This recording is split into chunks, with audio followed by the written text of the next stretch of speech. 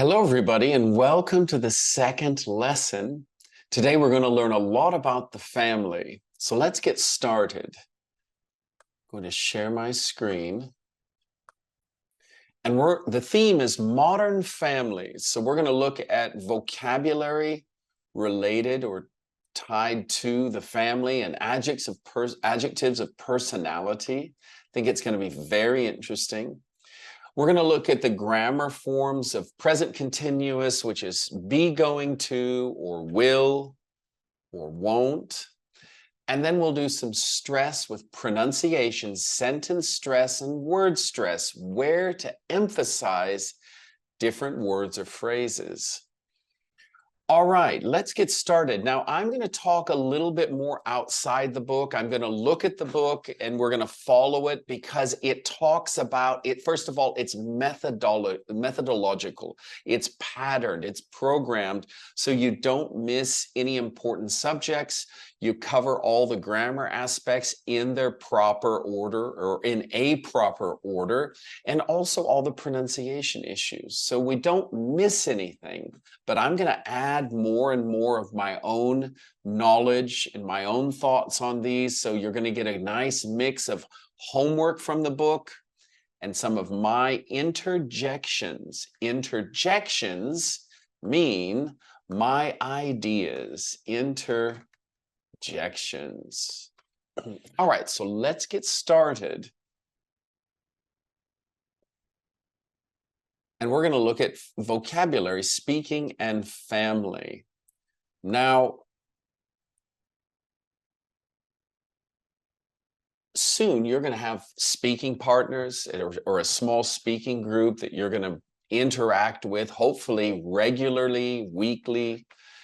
But for the moment, I want to talk about a few of these ideas. Father and parent, I think we know about. Parents a parent is a general term which could mean a mother or father, or if legally you've become a parent, it could be a grandmother if they have legal rights now. So a parent is anyone who's taking care of someone younger. And a father obviously is dealing with a man. Mother is a woman. So mother and father are very specific types of parents. Mother and stepmother. Now, I think some of us might be confused on what a stepmother is, so I'll tell you. If your father remarries, his new wife is your stepmother. She's not your real mother. She's not your mother. That's the person who gave birth or who married your father, but the stepmother is the second wife. Brother and brother-in-law. Many of us know this, but some of us don't. A brother-in-law is my sister's husband. My sister's husband. That's my brother-in-law. Now, this is, I think, the most confusing. Stepsister and half-sister. Are you ready?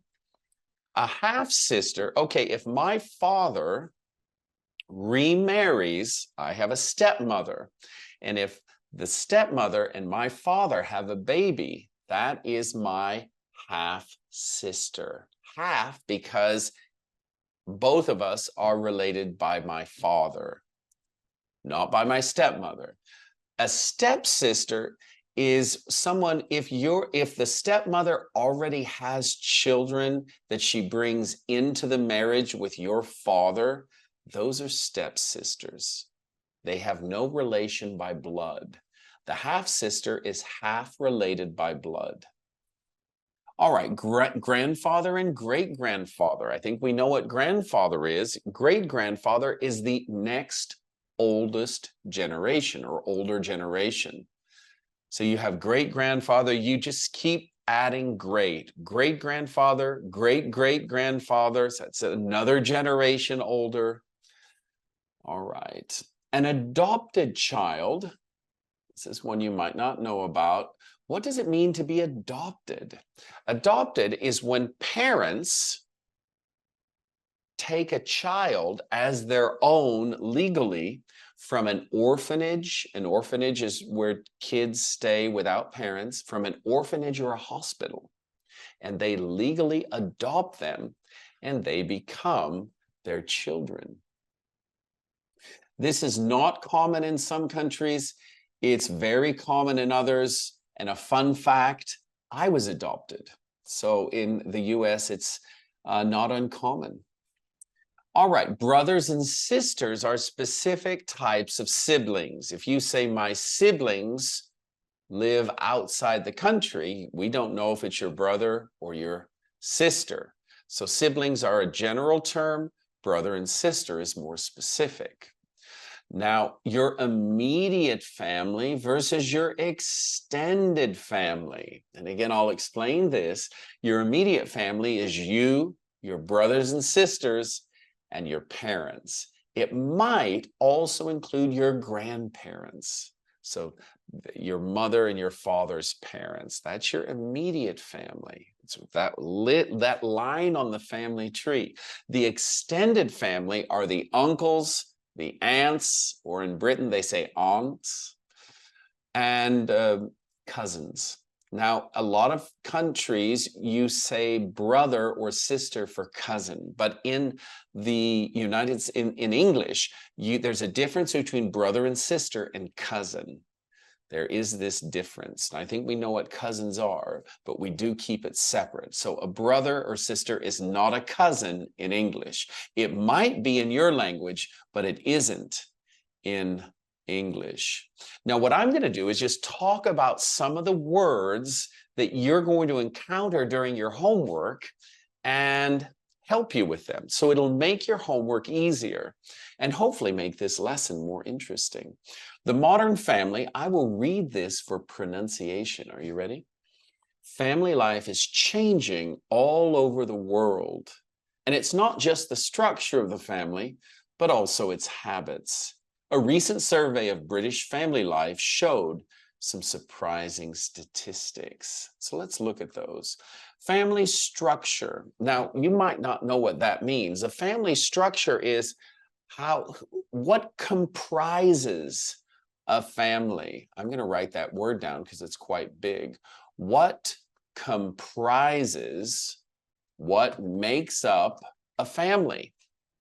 Is it a mom, dad, brother, and sister? I had a brother and mom and dad, so there were 4 of us growing up. What is the family structure? Well, today it can be different. It could be just a single parent. It could be 2 people in Western countries. Now it's common to see 2 peoples of the same sex.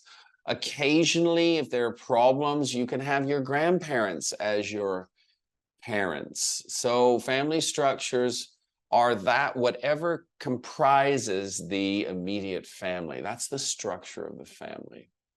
All right. A single parent is, just as you might suspect, either a mother or a father is raising the children on their own, by themselves, alone. These are all synonyms that mean the same thing. I want to draw your attention to this hyphen between single and parent and explain what that is. Single and parent are normally nouns, not adjectives as they're performed here. So families in this sentence is as a noun. Single and parent are normally nouns. I'm single, or well, actually single can be an adjective as well, but parent isn't. Parent is a noun. So when you combine nouns that normally, if you combine 2 nouns and have them function as an adjective, you put a hyphen. It's called a compound adjective. This is a new invention. So single parent, that's a compound. I'll write that word down in case you're not familiar with it. A compound adjective.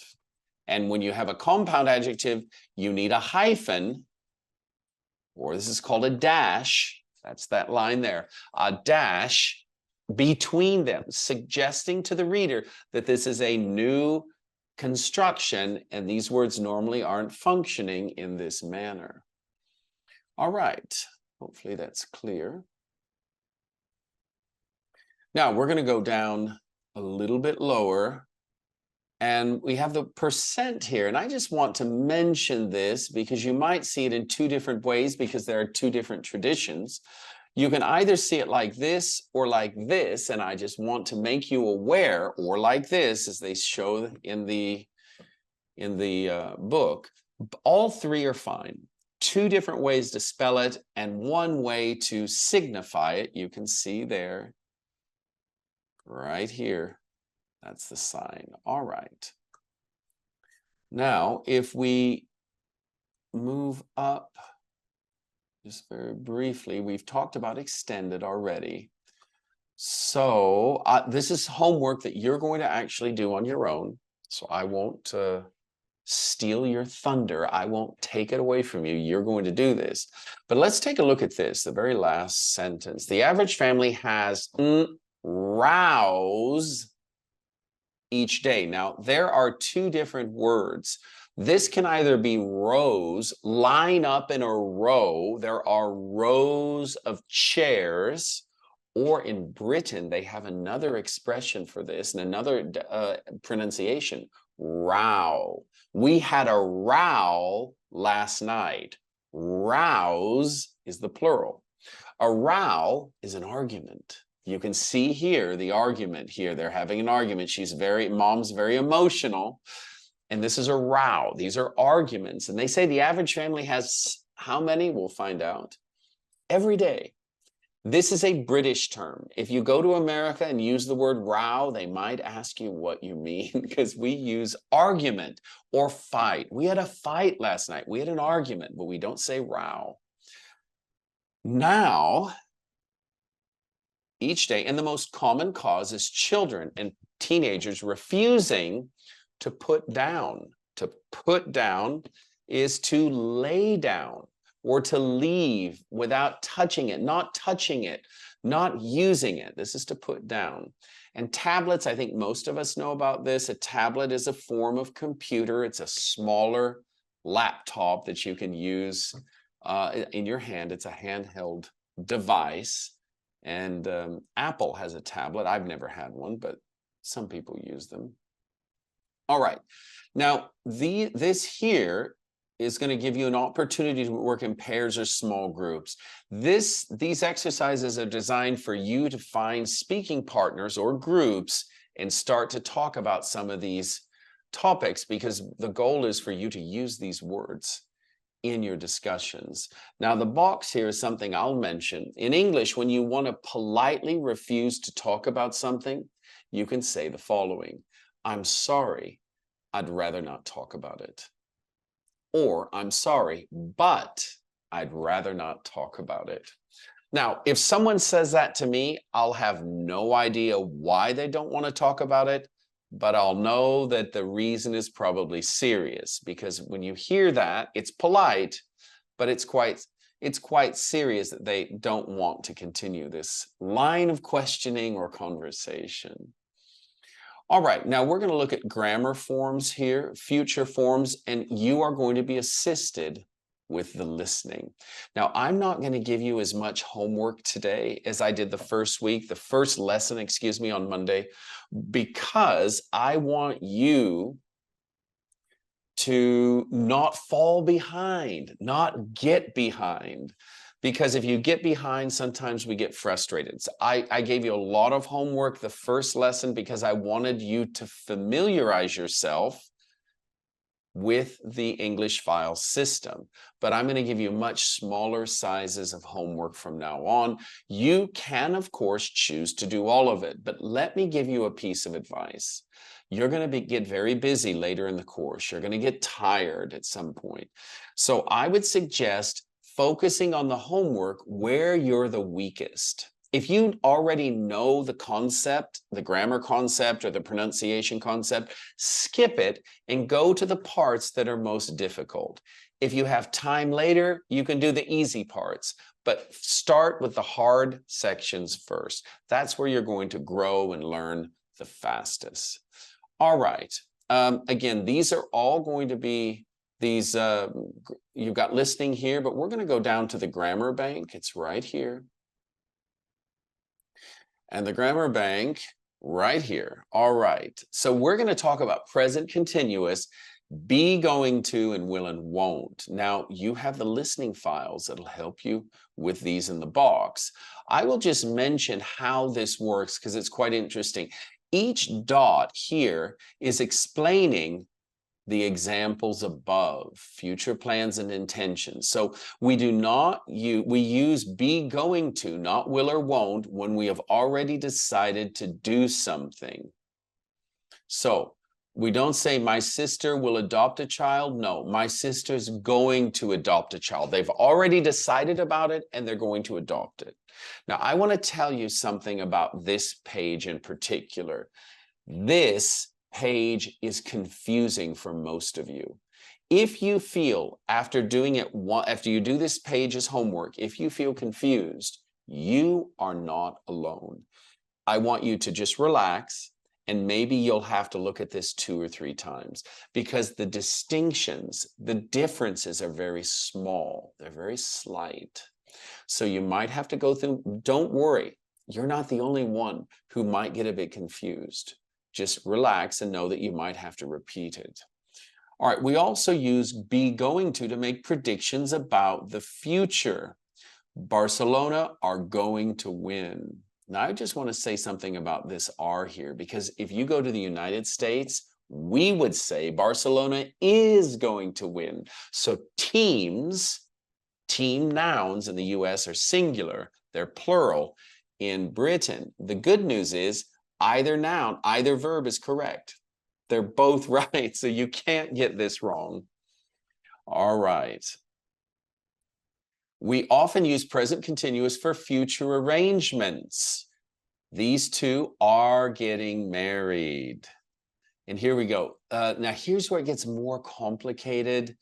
Be, going to shows that you made a decision. We're going to get married next year. You've made the decision. The present continuous emphasizes that you've made the arrangements. We're getting married on October 12th. We've already booked the church. If you book something, you reserve it. We often use present continuous with verbs related to travel. He's arriving tomorrow. I'm leaving tomorrow. Actually, I'm leaving in 2 weeks. But all right. So then we have next, important decisions. Again, you can listen to this for pronunciation, but I'm going to just cover the rules because they explain these examples. We use will and won't, not present simple, for instant decisions, promises, and offers. I'll have a steak. So if you're at a restaurant, you don't say I have a steak. You'll say I'll have a steak. That's just how we say it. You'll love New York. That's an instant prediction. And so you have the different types: instant decision, promise, offer, prediction. These can get confusing. Don't worry if you don't remember all the details. Later, it will become intuitive. And I can tell you something, as native speakers, we never learn these subtleties of the grammar. We just intuitively sort of speak it. So this is for native speakers learning it. Very confusing, as confusing for them and us as it is for you. All right, we also use will and won't for predictions. You'll love New York. We use shall for offers. Shall I help you? And this is true, especially in the US. Shall we eat out tonight? Shall I help you? So with the first and third person, not with second, we don't use it. Shall you go to the gym? We never say that. Are you going to the gym? We never use shall with the second person. So you're going to have some homework here to do. And again, if you have questions about that, we can discuss it during the live or with your speaking partners or group. So that's the grammar bank. And now we're going to go, the pronunciation and stress, sentence stress is going to be covered by the listening files, the audio files. So this is really a great assistant. It's one of my important assistants for this course. And you're going to be able to have these discussions either during our live. I might ask a few of these questions during our live to get people talking, but also with your speaking partner or group. And we're going to assemble those during our live, hopefully. Get a start on that. Now, reading is not part of the core course, so I'm not going to read. But if you do get a chance to read this because it's really interesting. It highlights general qualities about the oldest child, the middle child, and the youngest child. So if there are 3 or more of you in the family, then you have an oldest, a middle, and a youngest. And you can compare whether your experiences are similar to what they're mentioning in the reading. And so you can read these very short passages. They use very good words, good vocabulary, and I think it can be quite interesting. Obviously, then there's an only child. What typically are only children like? Because this is quite interesting. They're very peculiar. I was the older of 2, so there's me and my brother, or my brother and I. And so we are different when we very much play into this older, younger child sort of understanding of these roles. We very much fit the traditional understanding of these. All right, you're going to read. If you decide to do the reading, it's optional, but you're going to be able to do these. And again, ask questions. There's a lot of listening, and there'll be some speaking. And you will be assisted by the listening files, the audio files. All right, now we have personality. And that was found a little bit earlier. There's a link to this, and there are a lot of terms that you're going to be familiar with, or that you're going to be familiar with after you do this lesson. Now, you are aided, you're assisted by the audio files. I don't want to repeat what they're doing because it's a different accent, and I think you'll benefit from hearing different accents. It will be slightly different from the way I say them in some cases, but they're really interesting. You're going to learn very important words dealing with personality. And you know what's going to be interesting? During the live, we're going to talk about different personalities. You're going to introduce yourself, and you're going to talk about your personality. How do people view you? Are you quiet? Are you shy? Are you moody in the morning? Moody means not very cheerful. So are you a morning person or a night owl? What type of person are you? We're going to talk and learn about each other and hopefully make some friends and develop some speaking arrangements. All right, then, as I mentioned last time, you have answers in the gray boxes right here. You can see them right here. These are answers. You also have the transcript. So if you don't understand everything in the audio file, you can go down here and check it out. And if some of you want to be teachers later, here are some teacher's notes. And we've covered a lot today.